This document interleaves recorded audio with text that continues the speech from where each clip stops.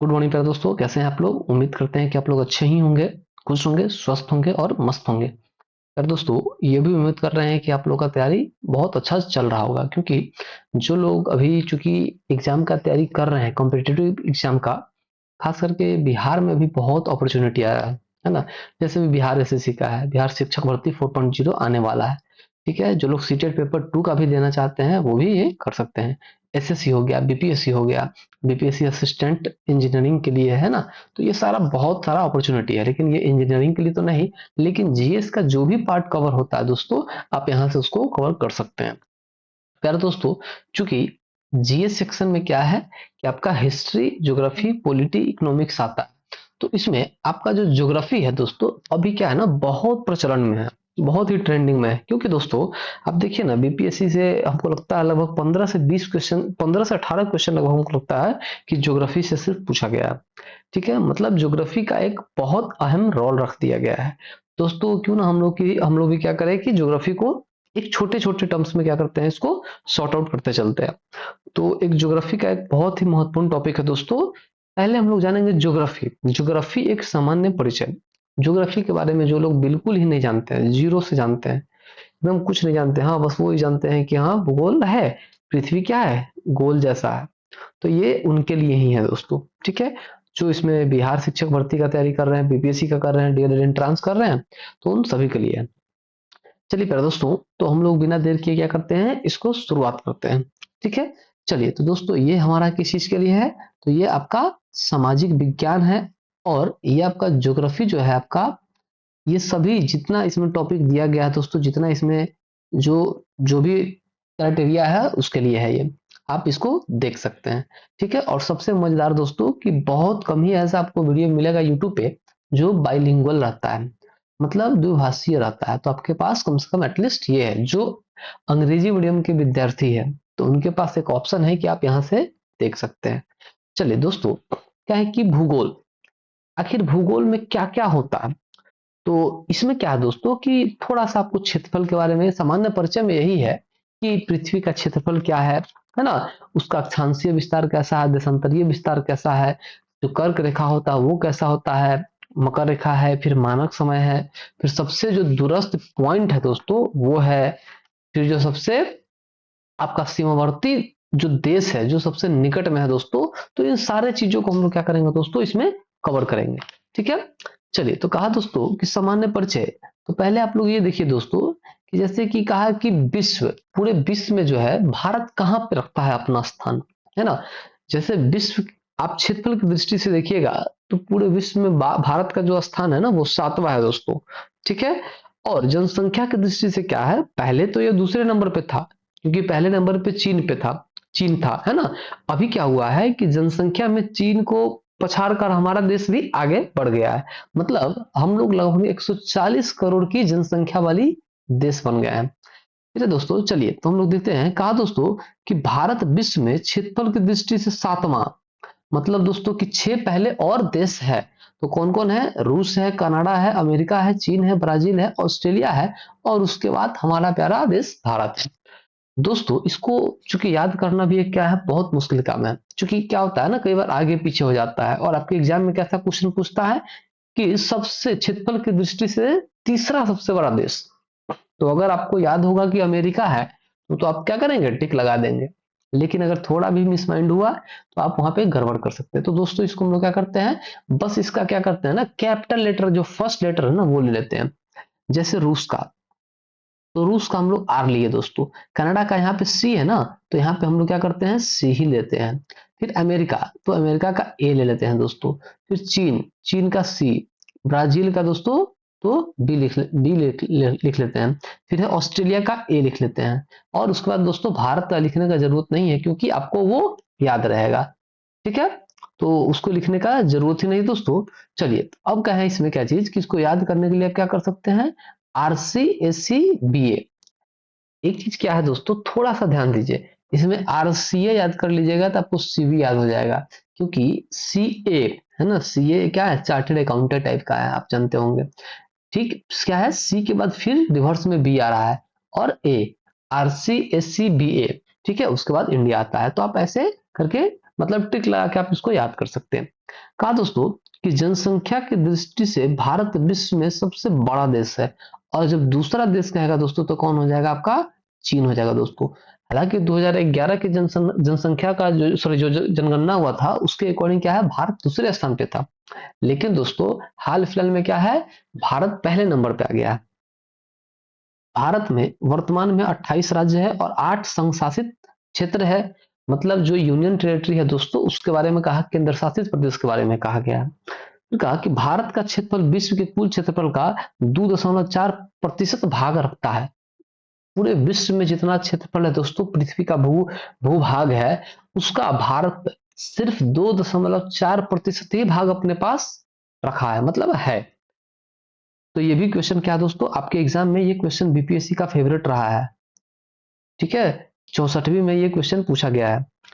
कहा दोस्तों कि भारत में संपूर्ण विश्व का 17.5% जनसंख्या निवास कर रही है। यार दोस्तों ये 2011 के जनगणना के अनुसार है। भारत में जो पूरा विश्व में जितना भी जनसंख्या है लोगों का, लगभग 7 बिलियन पीपल रह रहे हैं, उसमें 17.5% जो है दोस्तों वो भारत में है। कहा कि भारतीय भूभाग का विस्तार जो है दोस्तों पूर्व से पश्चिम तक क्या है, 2933 किलोमीटर है, तथा उत्तर से दक्षिण तक 3214 किलोमीटर है। यार दोस्तों जिन लोगों को उत्तर दक्षिण पूर्व पश्चिम मैपिंग में दिक्कत होता है तो एक वीडियो इसके लिए बना हुआ है, ठीक है, और वहां पे आप देख सकते हैं। लेकिन दोस्तों अभी हम थोड़ा सा ऐसे ही हल्का बता देते हैं। देखिए दोस्तों हम याद करने के लिए कहते हैं, क्या करने के लिए कि आप इसको जैसे लेट जाइए और सर से पैर ये होता है ना, तो इसको आप मान लीजिए नॉर्थ साउथ, तो सर को मान लीजिए नॉर्थ और पैर को साउथ मान लीजिए। राइट साइड को क्या है दोस्तों, ईस्ट मान लीजिए, क्योंकि राइट से क्या होता है, हम लोग खाना खाते हैं और सूरज भी ईस्ट में उगता है और दोनों ही हमारे लिए अच्छा है, तो क्या है ईस्ट राइट साइड में। और वेस्ट जो है इसके अपोजिट में हो जाएगा। तो ये आपका क्या हो गया दोस्तों, नॉर्थ साउथ ईस्ट वेस्ट हो गया। अब देखिए यहाँ पे कहा दोस्तों कि पूरब से पश्चिम, मतलब दोस्तों कि ये वाला डायरेक्शन आपका कह रहा है, ये वाला जो डायरेक्शन है दोस्तों ये आपका कितना है 2933, और नॉर्थ से साउथ वाला जो डायरेक्शन है दोस्तों ये है आपका 3214 किलोमीटर।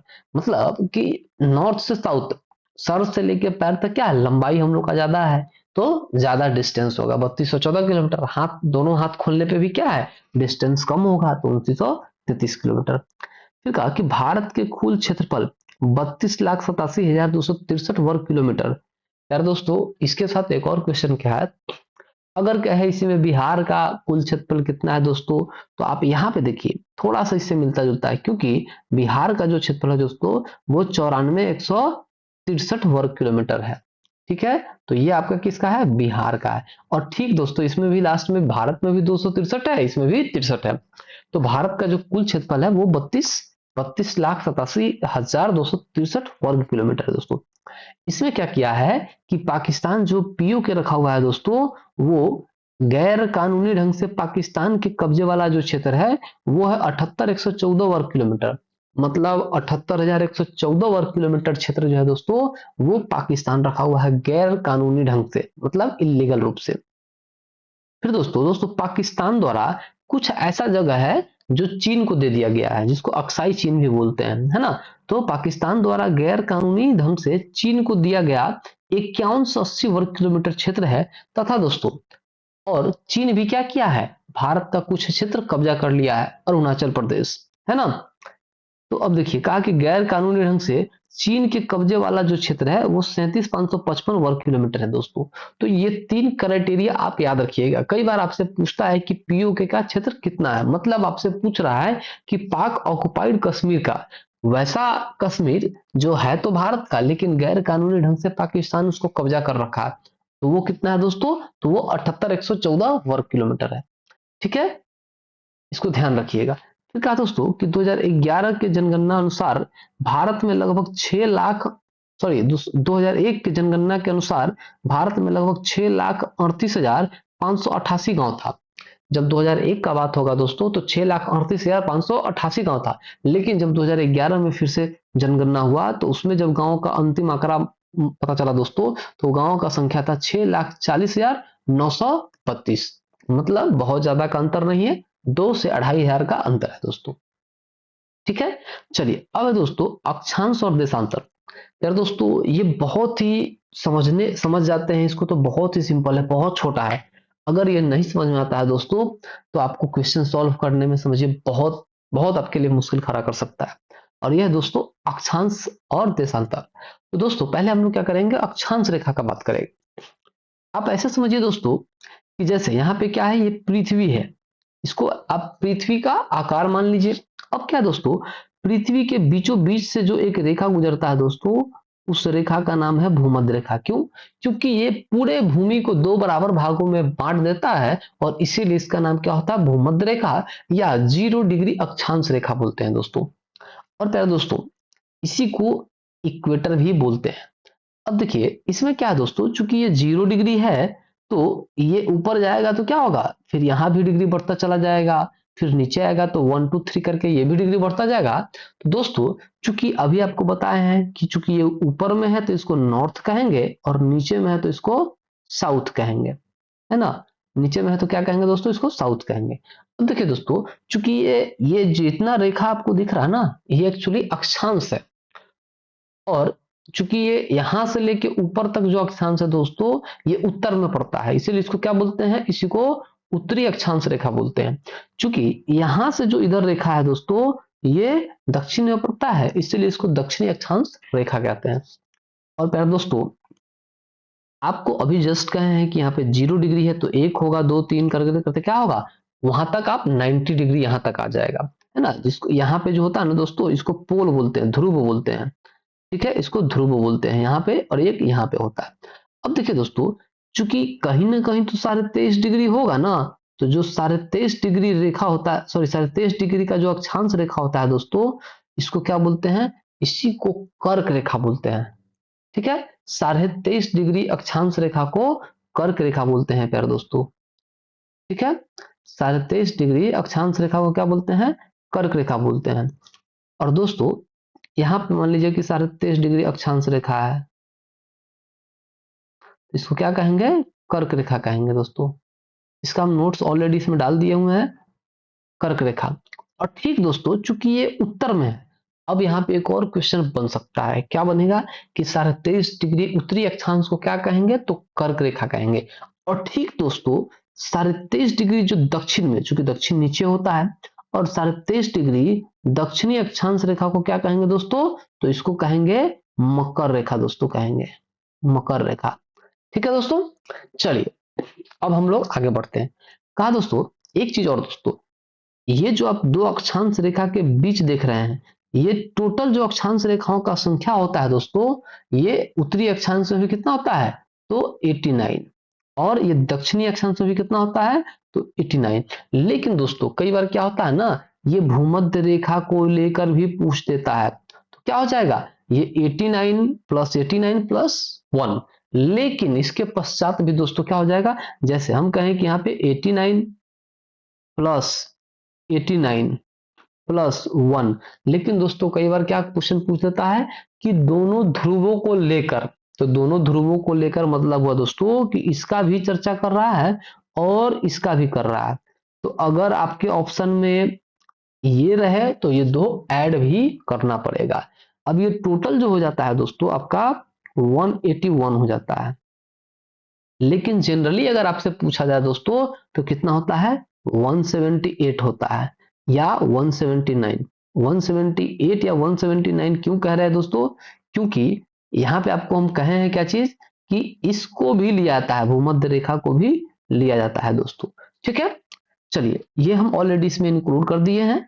चलिए नेक्स्ट देखते हैं। कहा दोस्तों कि अक्षांश रेखाएं वह काल्पनिक रेखाएं होती है जो पृथ्वी के चारों ओर पूर्व से पश्चिम दिशा में विषुवत रेखा के समानांतर खींची जाती है। यह अक्षांश रेखा का बात कर रहा है दोस्तों, कि जो विषुवत रेखा है उसके पैरेलल में क्या होता है, काल्पनिक रेखा का खींचा जाता है। जैसे कि अभी आपको हम क्या कहें, ये वाला जो रेखा है दोस्तों, ये क्या है, विषुवत रेखा के ये पैरेलल है, तो ये सब क्या है, अक्षांश रेखा है। फिर क्या दोस्तों कि अक्षांश को अंशों, मिनटों और सेकेंडों में दर्शाया जाता है। तो प्यारा दोस्तों होता क्या है, जैसे कि अक्षांश को हम लोग पहले तो हम लोग क्या करते हैं, अंश में, तो जिसको डिग्री बोलते हैं, अंश में, फिर मिनट में, फिर सेकंड में। सेकंड में क्या होता है दोस्तों, 2 बार चिन्ह लगा होता है। ठीक है, 1 मिनट। चलिए, तो ये होता है आपका।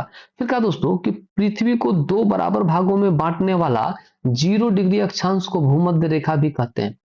क्योंकि दोस्तों पूरे भूमि को पूरे भूमि को मध्य से बांट दिया, इसीलिए इसको क्या कहते हैं, भूमध्य रेखा कहते हैं। और इसी को विषुवत रेखा भी कहते हैं, और इसी को 0 डिग्री अक्षांश रेखा भी कहते हैं, और इसी को इक्वेटर भी बोलते हैं दोस्तों। फिर कहा कि विषुवत वृत्त जो इसके जैसे यहां से हम लिए थे, तो इसके ऊपर जो हुआ वो विषुवत वृत्त भूमध्य रेखा के उत्तरी भाग को उत्तरी गोलार्ध और दक्षिणी भाग को दक्षिणी गोलार्ध करते हैं। मतलब दोस्तों कि ये जो वाला पार्ट है इसको उत्तरी गोलार्ध कहेंगे, और ठीक दोस्तों ये जो आपका नीचे वाला पार्ट है दोस्तों, इसको क्या बोलेंगे, दक्षिणी गोलार्ध बोलेंगे। क्यों, अभी बताए थे कि ये चूंकि नॉर्थ में है तो उत्तरी गोलार्ध, ये साउथ में है तो दक्षिणी गोलार्ध। अब क्या दोस्तों कि भूमध्य रेखा के उत्तर में स्थित अक्षांश रेखाओं का उत्तरी अक्षांश रेखा है, तथा भूमध्य रेखा के दक्षिण में स्थित अक्षांश रेखाओं को दक्षिणी अक्षांश रेखा कहते हैं। तो प्यारा दोस्तों, भूमध्य रेखा का जो उत्तरी भाग में अक्षांश रेखा है उसको क्या कहेंगे, उत्तरी अक्षांश रेखा, और जो दक्षिण भाग में है दोस्तों उसको क्या कहेंगे, दक्षिणी अक्षांश रेखा। हालांकि यहाँ पे ऑलरेडी हम इसको क्या किए हैं, लिखा हुआ है उत्तरी अक्षांश रेखा और दक्षिणी अक्षांश रेखा। चलिए नेक्स्ट है दोस्तों, कहा कि यदि अक्षांश रेखाओं को 1 डिग्री के अंतराल पर खींचा जाता है तो उत्तरी गोलार्ध में 89 अक्षांश रेखाएं तथा दक्षिणी गोलार्ध में 89 अक्षांश रेखाएं होगी। और प्यारे दोस्तों, 2 अक्षांश रेखाओं के बीच की जो दूरी होगी वो 111 किलोमीटर होती है। अब देखिए दोस्तों, कहा कि इस प्रकार विषुवत वृत्त को लेकर मतलब दोस्तों किसको, आपका विषुवत रेखा को लेकर अक्षांश रेखाओं की कुल संख्या कितना, तो 179, 89 उत्तरी अक्षांश में, 89 दक्षिणी अक्षांश में, और एक विषुवत रेखा होगी। फिर है कि 2 समानांतर अक्षांश रेखाओं के मध्य की दूरी 111 किलोमीटर होती है। दोस्तों जैसे कि क्या है आपको कि ये आप मान लीजिए पृथ्वी है, ये आपका इक्वेटर हो गया, और ये जो रेखा है दोस्तों, इस रेखा के जो मध्य का दूरी है दोस्तों, यही आपका क्या है, 111 किलोमीटर है।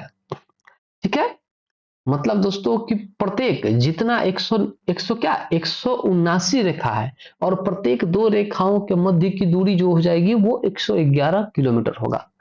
फिर कहा कि भूपृष्ठ पर उत्तरी ध्रुव और दक्षिणी ध्रुव को मिलाने वाली काल्पनिक रेखा जो पृथ्वी को 2 बराबर भागों में बांटती है, प्रधान या उत्तर रेखा या ग्रीनविच मीन टाइम कहलाता है। यार दोस्तों अब देखिए, अब क्या है ग्रीनविच मीन टाइम। अब यहाँ पे क्या है दोस्तों कि इसको हम ऐसे लिए, अब एक तो क्या है कि ऐसे वाला जो रेखा था लेटा हुआ वो अक्षांश रेखा था।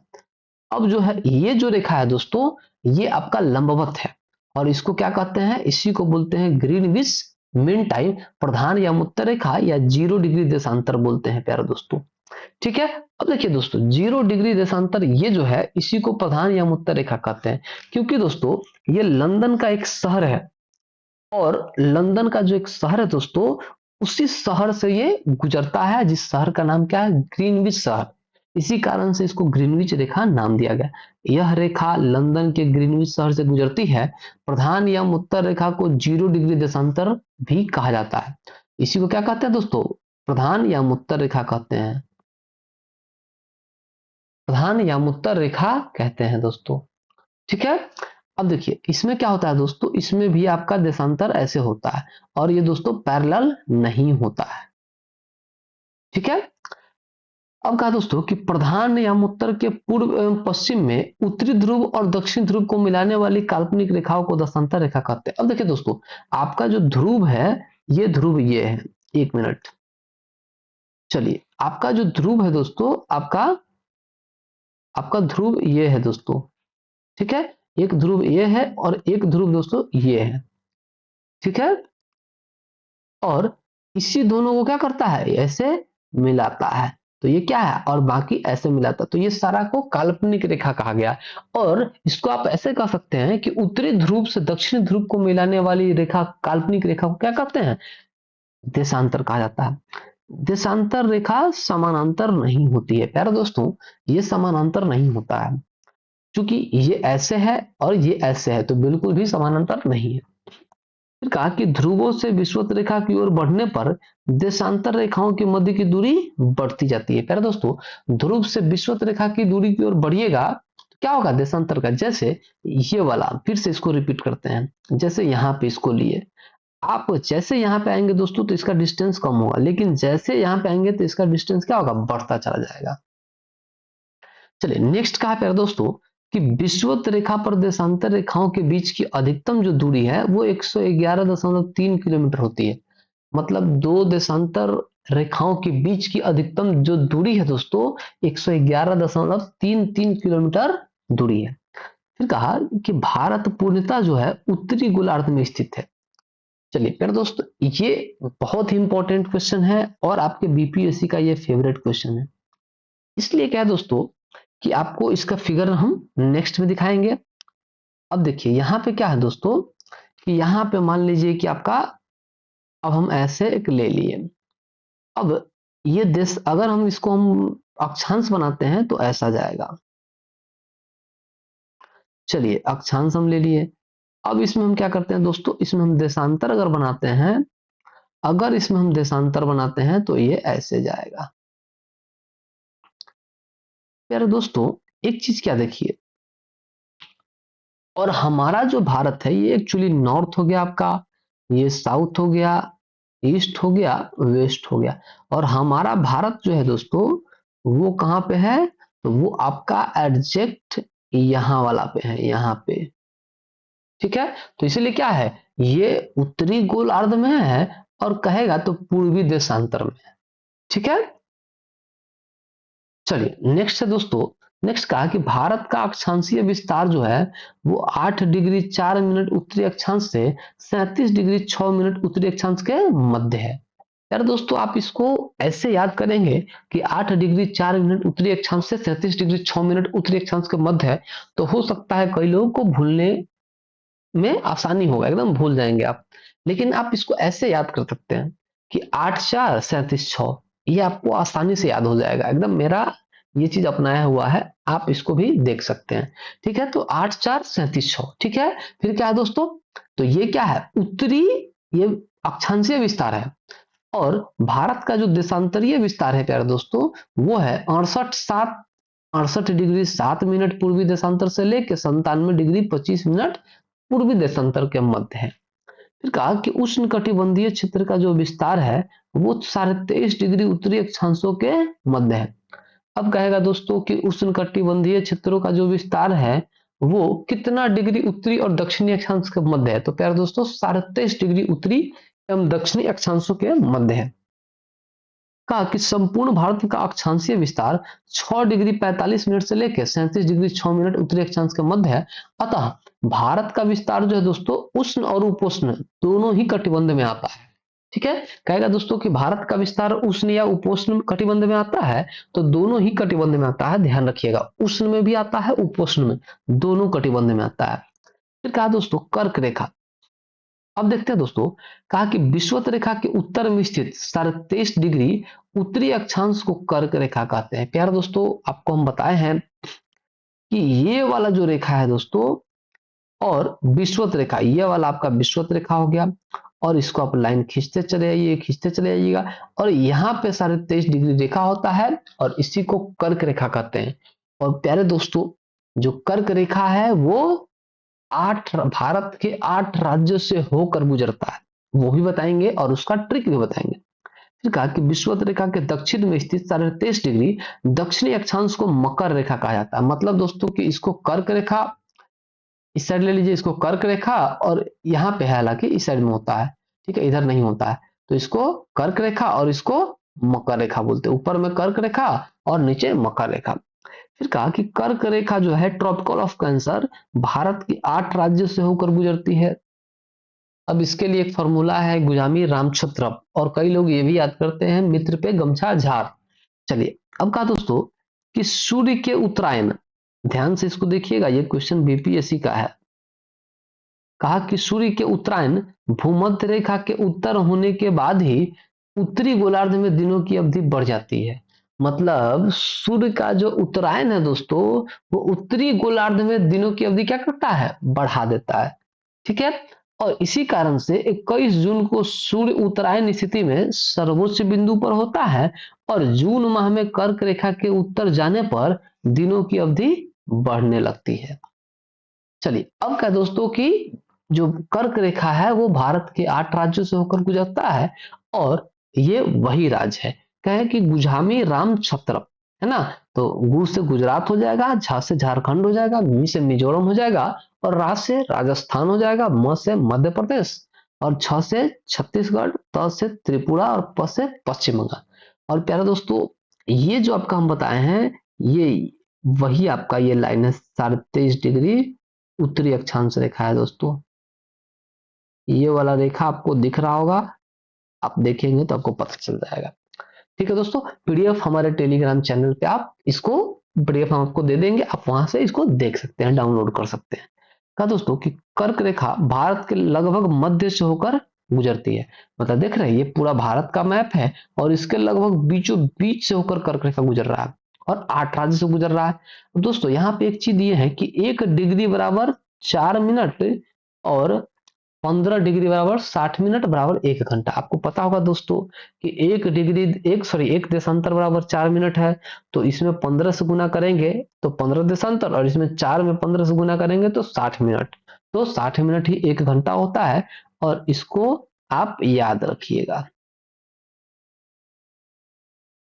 चलिए नेक्स्ट है दोस्तों, कहा कि मानक समय। अब दोस्तों मानक समय क्या है, जैसे अगर हम कह रहे हैं कि यहाँ पे 10 बज रहा है दोस्तों, तो 10 तो भारत में बज रहा है ना, लंदन में क्या बज रहा है। तो इसी चीज को, इस गैप को फुलफिल करने के लिए दोस्तों कि जितने भी देश थे उन सभी ने मिलकर क्या किया, एक स्टैंडर्ड टाइम का ये किया। ठीक है, एक स्टैंडर्ड टाइम का खोज किया जिसमें क्या किया गया, मानक समय उसका नाम दिया गया। और दोस्तों एक्चुअली क्या है, अब देखिए इसमें क्या है, कहा गया मानक समय के लिए तो जीएमटी, जीएमटी से क्या है दोस्तों कि देशांतर जो है पूरा एकदम क्या करता है, पृथ्वी को बीचों बीच से एकदम लंबवत वो ये करता है, खड़ा बीचों बीच काटता है और उसी को क्या कहते हैं 0 डिग्री देशांतर कहते हैं, क्योंकि वो ग्रीनविच मीन टाइम जो है वहां से गुजरता है, ग्रीनविच शहर से, इसीलिए उसको ग्रीनविच रेखा का संज्ञा दिया गया है, नाम दिया गया है। अब है कि किसी देश में किसी एक मध्यवर्ती देशांतर के स्थानीय समय को पूरे देश का समय मान लिया जाता है जिसे मानक समय कहते हैं। फिर कहा दोस्तों कि भारत की प्रमाणिक मध्याह्न रेखा अथवा भारतीय मानक समय आईएसटी, आईएसटी का मतलब होता है दोस्तों इंडियन स्टैंडर्ड टाइम, 82.5 डिग्री पूर्वी देशांतर से लिया जाता है। अब दोस्तों 82.5 डिग्री पूर्वी देशांतर से ही क्यों लिया जाता है, इसका कारण यह है क्योंकि भारत में जो मानक समय का जो रेखा है दोस्तों वो 82.5 डिग्री पूर्वी देशांतर इलाहाबाद का एक जगह है दोस्तों नैनी, इलाहाबाद का एक जगह है दोस्तों उत्तर प्रदेश का नैनी, वहीं से गुजरता है। अब दोस्तों कहा कि यह देशांतर रेखा इलाहाबाद के नैनी से होकर गुजरती है। भारतीय मानक समय आईएसटी मतलब इंडियन स्टैंडर्ड टाइम ग्रीनविच मध्य जीएमटी से 5.5 घंटा आगे है। अब इसका रीजन क्या है दोस्तों 5.5 घंटा आगे होने का, क्योंकि 82.5 डिग्री। अब देखिए दोस्तों 82.5 डिग्री का मतलब क्या है, हम आपको कहे थे 82.5 डिग्री है ना, मतलब 82.5। इसका मतलब है कि 1 डिग्री बराबर 4 मिनट होता है, तो 82.5 डिग्री मतलब क्या हो जाएगा दोस्तों, अगर आप 82.5 डिग्री बराबर करेंगे दोस्तों तो 1 डिग्री बराबर कितना कहते हैं 4, तो इसमें 4 से गुना कर दीजिए, तो गुने 4 कीजिएगा दोस्तों तो आपका कितना हो जाएगा टोटल, टोटल आपका दोस्तों हो जाएगा 330 मिनट हो जाएगा दोस्तों। और इसी 330 मिनट को जब ब्रेक करते हैं दोस्तों तो कितना होता है 5 घंटा और 30 मिनट, और यही 30 मिनट क्या है दोस्तों जीएमटी से भारत आगे है। चलिए अब आपके प्रैक्टिस के लिए क्वेश्चन भी इस पे है दोस्तों, और क्वेश्चन ये है, कहा कि अगर जीएमटी पर ब्रह्म मुहूर्त का 4:30 बज रहा है तो भारत में कितना समय हो रहा होगा। यार दोस्तों ये जीएमटी का बात का है, ग्रीनविच मीन टाइम रेखा पे अगर ब्रह्म मुहूर्त का 4 बज रहा है, जिन लोगों को ये क्वेश्चन समझ में आ रहा है दोस्तों तो इस वीडियो को पॉज करके और पहले इसको सॉल्व करने का कोशिश कीजिए, और उसके बाद इसको देख लीजिएगा। चलिए, तो ब्रह्म मुहूर्त का मतलब क्या हो गया दोस्तों? मॉर्निंग का बात कर रहा है, मतलब कि मॉर्निंग का कितना बात कर रहा है? 4:30 बात कर रहा है। और दोस्तों कहें कि भारत कितना आगे है, तो 5.5 घंटा आगे है, तो इसमें हम 5.5 घंटा जोड़ देंगे, तो क्या हो जाएगा? ये 4, 5, 9 और एक 10 बज जाएगा, तो मॉर्निंग का 10 बजेगा दोस्तों, 10 AM। अब इसी में अगर कह देता दोस्तों, क्या कह देता? कह देता कि अगर 4:30 बज रहा है, 4 बज रहा है भारत में, ठीक है, शाम के 4 बज रहा है भारत में, इंडिया में, ठीक है, तो जीएमटी पे क्या होगा? तो क्या करेंगे दोस्तों, इसमें 5.5 घंटा घटा देंगे। क्यों? क्योंकि भारत 5.5 घंटा आगे है, और पूछा किसका है? जीएमटी का, तो जीएमटी घटा देंगे, तो क्या हो जाएगा? जब इसमें से घटाएंगे तो 4 घटाएंगे तो 12 बज जाएगा, और एक और घटाएंगे तो 11 बज जाएगा, तो आधा घंटा और घटाना है, तो 10:30 AM हो जाएगा दोस्तों। और दोस्तों कहें इसमें कि इसी तरह आपका क्वेश्चन सॉल्व होते चला जाएगा। आप बस ये ध्यान रखिएगा कि भारत जो है वो जीएमटी से 5 घंटा 30 मिनट आगे है। जब जीएमटी निकालना होगा भारत का दिया रहे तो पीछे कर दीजिएगा, और जब जीएमटी का दिया रहे और भारत का निकालना है तो 5.5 ऐड कर दीजिएगा। अब है दोस्तों दूरस्थ बिंदु, मतलब जो सबसे डिस्टेंट पॉइंट है उसका बात कर रहा है। भारत में कुछ ऐसा जगह है, जैसे दोस्तों यहाँ पे हमें एक मैप दिख रहा होगा आप लोगों को, तो ये देखिए, हम कहें कि ये नॉर्थ है दोस्तों, है ना, और यहाँ पे क्या है आपका? साउथ है, यहाँ पे आपका ईस्ट है, और यहाँ पे आपका वेस्ट है। तो प्यारे दोस्तों ये 4 आपको पॉइंट तो दिख रहा है ना। अब देखिए नॉर्थ में कहेगा दोस्तों कि भारत का सबसे दूरस्थ सुदूरस्थ उत्तरी बिंदु कौन सा है? तो आपको उत्तर बिंदु दिख रहा है दोस्तों, इंदिरा कॉल है, और कहां पे? सियाचिन ग्लेशियर में।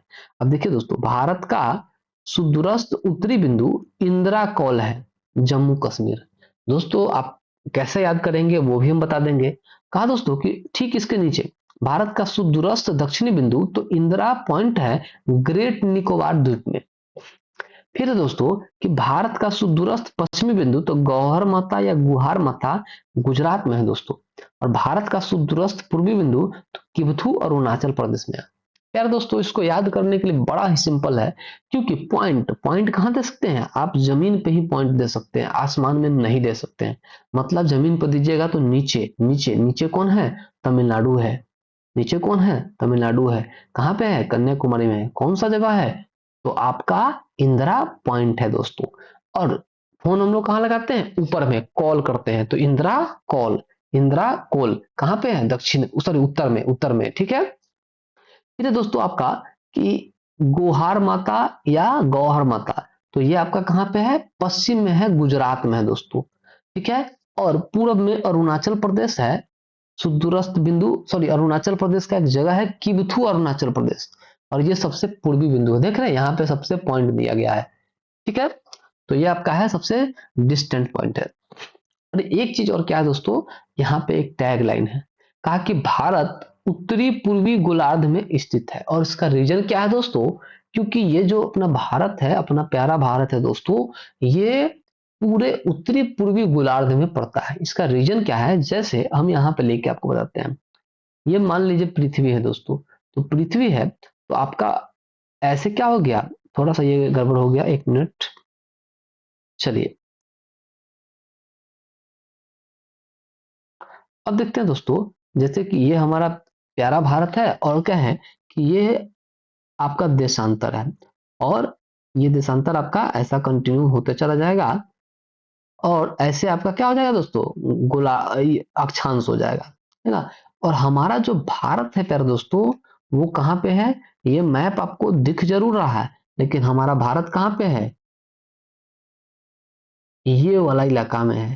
तो कहें नॉर्थ, साउथ, ईस्ट, वेस्ट। अब देखिए दोस्तों ये नॉर्थ में है और ईस्ट में है, नॉर्थ में है, ईस्ट में है, इसीलिए क्या कहता है? उत्तरी और पूर्वी। तो उत्तरी पूर्वी गोलार्ध में है दोस्तों, ठीक है। उम्मीद करते हैं कि आप लोग समझ गए होंगे, ठीक है दोस्तों। चलिए अब नेक्स्ट देखते हैं। नेक्स्ट कहा कि सीमावर्ती देश। यार दोस्तों क्योंकि आप लोग जिस भी राज्य से बिलोंग कर रहे होंगे, हो सकता है कि आपके राज्य से या तो कोई ना कोई राज्य जुड़ा होगा या कोई देश जुड़ा होगा। तो जो लोग खास करके बिहार में होंगे उनको पता होगा कि बिहार का एक जगह है सीतामढ़ी, वहां से नेपाल क्या है, बिल्कुल ही सटा हुआ है। ठीक है। और मान लीजिए कि जो बंगाल में होंगे तो उनके लिए क्या है, बांग्लादेश बिल्कुल ही सटा है। ठीक है। फिर जो अरुणाचल प्रदेश में होंगे तो उनके लिए चीन सटा होगा, जो कश्मीर में होंगे तो उनके लिए चीन, पाकिस्तान, है ना, तो ये सब सटा होगा। अब देखिए दोस्तों, कहा कि भारत के निकटतम पड़ोसी देश पाकिस्तान, अफगानिस्तान, चीन, भूटान, चीन, नेपाल, भूटान, म्यांमार, बांग्लादेश, मालदीव व श्रीलंका है। फिर दोस्तों, आप इसमें से थोड़ा सा देखिएगा तो आपको बहुत सारा चीज तो याद ही होगा, क्योंकि पाकिस्तान से आए दिन लड़ाई होता है तो पाकिस्तान तो सटा हुआ है।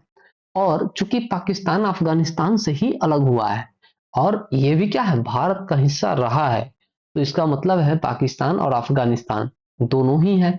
और चीन से भी लड़ाई होता रहता है दोस्तों, क्योंकि चीन क्या है, अभी जस्ट बताए हैं कि चीन भी क्या किया है, भारत पे कब्जा किया है। और चीन जो भारत पे कब्जा किया है दोस्तों, वो 37,555 किलोमीटर कब्जा किया है। और जो पाकिस्तान दे दिया है चीन को, वो है दोस्तों आपका 5180 वर्ग किलोमीटर। तो चीन भी सटा हुआ है। नेपाल अभी जस्ट कहे दोस्तों कि बिहार से सटा हुआ है। और बांग्लादेश पश्चिम बंगाल से, सटा हुआ है। फिर है आपका दोस्तों मालदीव। आपको ध्यान होगा दोस्तों कि मोदी जी, एक बार मालदीव का एक मंत्री था जो भारत का बुराई कर रहा था, और मोदी जी क्या किए थे, एक दिन सिर्फ मालदीव के लिए क्या किए, अपने लक्षद्वीप पे कुर्सी लगा के बैठ गए, और मालूम चला कि मालदीव का पूरा इकोनॉमिक गिर गया, है ना, पूरा अर्थव्यवस्था गिर गया दोस्तों। ठीक है, क्योंकि मालदीव जो है पूरे ये टूरिस्ट पैलेस है, और वो लगभग उसका 60 से 70% भाग भारत पे टिका होता है। तो भारत के लोग वहां जाना छोड़ के और लक्षद्वीप चले गए, है ना। तो इसके कारण वहां का अर्थव्यवस्था गिर गया था। और श्रीलंका, दोस्तों आपको पता होगा कि प्रभु श्री राम ने क्या किया था, तमिलनाडु से लेकर श्रीलंका तक एक पुल बनवाया था, जिसका साक्ष्य अभी कुछ दिन पहले ही देखा गया है। और एक मूवी भी आया है उसमें, क्या, राम सेतु, है ना, जो अक्षय कुमार लीड किए। तो आप इसको ऐसे ध्यान रख सकते हैं। बचा दोस्तों भूटान, म्यांमार, तो आप इसको ध्यान रख सकते हैं। ठीक है। अब आपको थोड़ा सा ध्यान रखना है, पाकिस्तान, अफगानिस्तान, चीन, नेपाल, भूटान, म्यांमार, बांग्लादेश, मालदीव व श्रीलंका। अब दोस्तों देखो, देखिए कि भारत का स्थलीय सीमा, तो उत्तर में चीन और नेपाल है, दक्षिण में श्रीलंका और मालदीव है, पूर्व में बांग्लादेश व म्यांमार है दोस्तों, और पश्चिम में पाकिस्तान है प्यारे दोस्तों। अब देखिए, आप डायरेक्शन से ऐसे याद रख सकते हैं, क्योंकि आपको पता है कि इधर क्या है, इधर नॉर्थ है, इधर साउथ है, इधर ईस्ट है, और इधर वेस्ट है। तो नॉर्थ में क्या हो जाएगा, चीन, तो साउथ में श्रीलंका और मालदीव। श्रीलंका और मालदीव ध्यान रखने का ये भी तरीका है दोस्तों, क्योंकि श्रीलंका तमिलनाडु से जुड़ा है, तमिलनाडु साउथ में है, तो श्रीलंका और मालदीव कहाँ हो जाएगा, साउथ में। उत्तर में क्या है, बिहार पड़ता है आपका, उत्तर में नेपाल है, तो नेपाल आपका हो गया। फिर पाकिस्तान जो पश्चिम में पड़ता है दोस्तों, तो वो हो गया। बांग्लादेश पूर्व में पड़ता है, तो बांग्लादेश वो म्यांमार हो गया। चलिए नेक्स्ट है दोस्तों, कहा कि म्यांमार को लैंड ऑफ गोल्डन पैगोडा भी कहा जाता है, भूटान को लैंड ऑफ थंडरबोल्ट भी कहा जाता है दोस्तों। और ये दोनों ही क्वेश्चन बीपीएससी में पूछा गया है कि लैंड ऑफ पैगोडा किसे कहा गया है और लैंड ऑफ थंडरबोल्ट किसे कहते हैं। तो लैंड ऑफ थंडरबोल्ट भूटान को, और land of pagoda, golden pagoda, तो म्यांमार को। अब देखिए दोस्तों, बड़ा ही इंपॉर्टेंट है, कहा कि पाकिस्तान की सीमा को स्पर्श करने वाले राज्य, मतलब दोस्तों कि वैसा भारत का राज्य जो पाकिस्तान की सीमा से सटा हुआ है। तो पहला तो आपको पता होगा दोस्तों जम्मू कश्मीर, क्योंकि वहां पे हाल फिलहाल में क्या हुआ है, आतंकवादी हमला हुआ है, और बहुत ही नीच वाला काम किया है पाकिस्तान। और जो लोग भी किया है वो समझिए कि जीवन में वो इंसान रहने लायक भी वो लोग नहीं है। फिर है दोस्तों पंजाब, फिर है आपका राजस्थान, वो गुजरात है दोस्तों। अफगानिस्तान से जो सटा हुआ सीमा है दोस्तों, वो है आपका एकमात्र है, और वो है जम्मू कश्मीर। क्योंकि पाकिस्तान से अलग हुआ है अफगानिस्तान, इसीलिए जो सीमा पाकिस्तान से सटा है उसका कोई ना कोई सीमा अफगानिस्तान से सटेगा, तो वो है जम्मू कश्मीर। फिर कहा दोस्तों कि चीन की सीमा को स्पर्श करने वाले राज्य हैं जम्मू कश्मीर, हिमाचल प्रदेश, उत्तराखंड, सिक्किम और अरुणाचल प्रदेश दोस्तों। तो ये 5 है। कई बार ये भी पूछता है दोस्तों कि चीन की सीमा से स्पर्श करने वाले कितने राज्य हैं। तो प्यारे दोस्तों, राज्यों के नाम याद है तो बहुत अच्छे, नहीं तो आप ये 5 याद रख सकते हैं। फिर कहा कि बांग्लादेश की सीमा को स्पर्श करने वाले जो राज्य है दोस्तों, तो आपको पश्चिम बंगाल तो याद ही रखना होगा, क्योंकि बांग्लादेश बंगाल। फिर है दोस्तों कि मिजोरम, त्रिपुरा, असम, मेघालय, पश्चिम बंगाल। तो ये है आपका बांग्लादेश से। म्यांमार की सीमा को स्पर्श करने वाले जो राज्य है दोस्तों, वो है आपका अरुणाचल प्रदेश, नागालैंड, मणिपुर व मिजोरम है। ठीक है। फिर कहा दोस्तों कि और जो म्यांमार का सीमा स्पर्श करता है दोस्तों, उसमें भी जो सबसे ज्यादा सीमा स्पर्श करता है वो म्यांमार के साथ, वो है आपका अरुणाचल प्रदेश। ठीक है। तो कहेगा दोस्तों कि म्यांमार के साथ भारत का सर्वाधिक सीमा साझा करने वाला राज्य कौन है, तो वो हो जाएगा आपका अरुणाचल प्रदेश। फिर है दोस्तों कि नेपाल की सीमा को स्पर्श करने वाले राज्य, तो अभी क्या है दोस्तों, बिहार। अब देखिए, उत्तराखंड है, उत्तर प्रदेश है, बिहार है, तीनों ही जुड़ा हुआ है। उत्तर प्रदेश बिहार है ना, और उत्तराखंड चूंकि उत्तर प्रदेश से ही अलग हुआ है। और दोस्तों पश्चिम बंगाल और सिक्किम, ये भी क्या है आपका आपका 6 राज्य है, सॉरी 5 राज्य है। उत्तराखंड, उत्तर प्रदेश, बिहार, पश्चिम बंगाल और सिक्किम, 5 राज्य है। फिर दोस्तों कि भूटान की सीमा को स्पर्श, यहाँ पे स्पर्श हो जाएगा। स्पर्श करने वाले राज्य जो है दोस्तों, वो पश्चिम बंगाल, सिक्किम, अरुणाचल प्रदेश तथा असम है दोस्तों। अब है प्यारे दोस्तों कि भारत की सबसे लंबी स्थलीय सीमा बांग्लादेश के साथ साझा करता है, और वो है 4096 किलोमीटर। और प्यारे दोस्तों कहेगा, 2 चीज तो ध्यान ही रखिएगा कि सबसे लंबा जो सीमा है वो बांग्लादेश के साथ है, 4096 वर्ग किलोमीटर। और जो सबसे छोटा जो स्थलीय सीमा है वो 106 किलोमीटर है, और वो है प्यारे दोस्तों अफगानिस्तान के साथ। चलिए नेक्स्ट देखते हैं दोस्तों।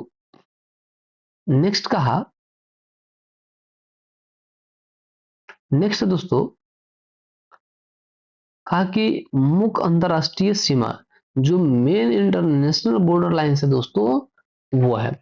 अब दोस्तों चूंकि भारत पाकिस्तान का जब बंटवारा हुआ था ना, तो एक व्यक्ति था रेड क्लिफ, ठीक है, और वो व्यक्ति ब्रिटिश अधिकारी था, और उसी के नाम पे भारत और पाकिस्तान के बंटवारा का रेखा का नाम रखा गया है। तो रेड क्लिफ रेखा या 24वीं समानांतर रेखा, तो भारत और पाकिस्तान। मैकमोहन रेखा, भारत और चीन। मैकमोहन मोहन है और मैक भी है, मतलब मोहन भारत का और मैक हो सकता है चीन का, है ना। फिर है डुरंड रेखा, तो पाकिस्तान और अफगानिस्तान। मैनरहीन रेखा तो सोवियत संघ और फिनलैंड। सोवियत संघ रूस का बात होता है दोस्तों। हिंडनबर्ग रेखा और ओडरनिसे रेखा तो जर्मनी और पोलैंड का है, मतलब हिंडनबर्ग रेखा और ओडरनिसे रेखा जर्मनी और पोलैंड का है। फिर है दोस्तों कि मैग्नाट रेखा और सीज फायर्ड रेखा तो जर्मनी और फ्रांस का है। 17वीं समानांतर रेखा उत्तरी वियतनाम और दक्षिणी वियतनाम का है दोस्तों। और 38वीं समानांतर रेखा उत्तरी कोरिया और दक्षिणी कोरिया का है दोस्तों। 49वीं समानांतर रेखा उत्तरी अमेरिका और कनाडा का है। और प्यारे दोस्तों ये सेशन आपका यहीं तक है, और दोस्तों उम्मीद करते हैं कि ये सेशन आपको बहुत पसंद आया होगा, बहुत अच्छा लगा होगा, और उम्मीद कर रहे हैं दोस्तों कि आप लोग को बहुत अच्छा से समझ में आया होगा। और प्यारे दोस्तों जिनको भी ये सेशन अच्छा लगा है, तो आप इस चैनल को अगर अभी तक सब्सक्राइब नहीं किए हैं तो सब्सक्राइब कर लीजिए, लाइक कर दीजिए, शेयर कर दीजिए, और आप अपना कमेंट जरूर बताइएगा कमेंट करके दोस्तों कि आपको ये वीडियो कैसा लगा, ताकि उसके अकॉर्डिंग हम लोग क्या करेंगे, अपने वीडियो में इम्प्रोवाइज करके और इसको सुधार करने का कोशिश करेंगे। ठीक है दोस्तों। और बाकी जिनको अगर कोई लगता है कि कोई बहुत इंपॉर्टेंट टॉपिक है, तो आप हमारे कमेंट सेक्शन में कमेंट कर सकते हैं, उस पर हम वीडियो बनाने का कोशिश करेंगे दोस्तों। चलिए दोस्तों, तो अगर विशेष परिस्थिति में किनको लगता है कि कॉल करना चाहिए, तो आप इस नंबर पे कांटेक्ट कर सकते हैं। और दोस्तों बाकी इंस्टाग्राम पेज है, तो आप इस पे आप डीएम कर सकते हैं। टेलीग्राम चैनल है, ये तो बिल्कुल ज्वाइन कर लीजिएगा, क्योंकि यहीं पे ये पीडीएफ आपका अपलोड होगा दोस्तों। और यहाँ से आप क्या कर सकते हैं, डाउनलोड कर सकते हैं। बहुत सारे लोग क्या करते हैं, पीडीएफ नहीं देना चाहते हैं, क्योंकि उनको ऐसा लगता है कि मेरा मटेरियल चला जाएगा, ठीक है। लेकिन ऐसा मेरे साथ नहीं है, आप बिल्कुल ले जाइए, और मेरा विश्वास है कि आप इससे कुछ ना कुछ अपने जीवन में सफलता हासिल कीजिए। फिर है दोस्तों कि फेसबुक पेज भी है, डियर एग्जाम्स वन, ठीक है दोस्तों। और दोस्तों जो लोग अभी भी यूट्यूब को सब्सक्राइब नहीं किए हैं, तो आप @डियर एग्जाम्स वन बाई मधु को सब्सक्राइब कर लीजिए। फिर हम लोग मिलेंगे नेक्स्ट सेशन में दोस्तों। तब तक के लिए आप लोग ऐसे ही हंसते रहिए, मुस्कुराते रहिए, और अपने तैयारी में लगे रहिए दोस्तों। तब तक के लिए जय हिंद प्यारे दोस्तों। फिर हम लोग मिलेंगे नेक्स्ट सेशन में।